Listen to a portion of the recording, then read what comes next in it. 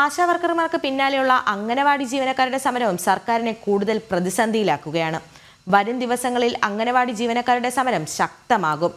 ആനുകൂല്യങ്ങളും ഓണറേറിയവും വർദ്ധിപ്പിക്കണമെന്ന് ആവശ്യപ്പെട്ടുകൊണ്ടാണ് അംഗനവാടി ജീവനക്കാരുടെ സമരം.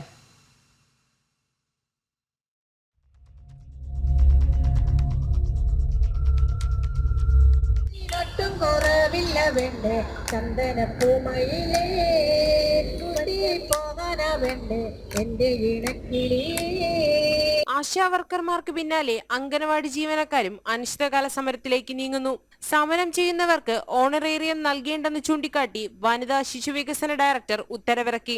അനിശ്ചിതകാല സമരം തുടർന്നാൽ മറ്റു നടപടികൾ സ്വീകരിക്കാനും നിർദ്ദേശം നൽകിയിട്ടുണ്ട്. ഒരു വിഭാഗം അംഗനവാടി ജീവനക്കാർ മാർച്ച് 17 മുതൽ അനിശ്ചിതകാല രാപ്പകൽ സമരം നടത്തുന്നതിന്റെ പശ്ചാത്തലത്തിലാണ് നടപടി. പ്രീ സ്കൂൾ പഠനം നിലയ്ക്കുന്ന രീതിയിൽ സമരം ചെയ്താൽ ജീവനക്കാർക്കെതിരെ നടപടി സ്വീകരിക്കണമെന്നും നിർദ്ദേശിച്ചിട്ടുണ്ട്.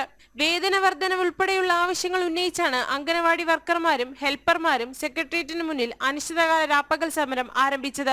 അംഗനവാടി ജീവനക്കാരുടെ മിനിമം വേതനം 21,000 രൂപയാക്കുക, വേതനം ഒറ്റത്തവണയായി നൽകുക, ESI ആനുകൂല്യം നടപ്പാക്കുക, റിട്ടയർമെന്റ് ആനുകൂല്യം 5 ലക്ഷം രൂപയാക്കുക തുടങ്ങിയ ആവശ്യങ്ങൾ ഉന്നയിച്ചാണ് രാപ്പകൽ സമരം. 21,000 രൂപ വർക്കർക്കും ഹെൽപ്പർക്ക് 18,000 രൂപയും നൽകണമെന്നുള്ളതാണ് ഞങ്ങളുടെ ഈ സമരത്തിന്റെ ഏറ്റവും പ്രഥമമായ ആവശ്യം. അതുകൂടാതെ ഞങ്ങൾക്ക് ESI ആനുകൂല്യം വേണം. ഗ്രാറ്റുവിറ്റി പിരിഞ്ഞു വന്ന 40-45 വർഷം ഞങ്ങൾ ഇവിടെ അംഗൻവാടിയിൽ ജീവിതം ഹോമിച്ചിട്ട് ഞങ്ങൾ വെറും കൈയോടെയാണ് ഇറങ്ങിപ്പോകുന്നത്. ഞങ്ങൾക്ക് കിട്ടുന്ന ഈ 13,000 രൂപയിൽ നിന്ന് 500 രൂപ പിടിച്ച പൈസ ഈ 21 മുതൽ വിരമിച്ച ഒരാൾക്കും കൊടുത്തിട്ടില്ല.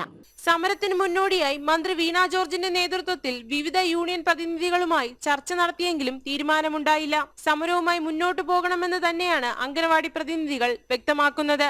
ജനം, തിരുവനന്തപുരം.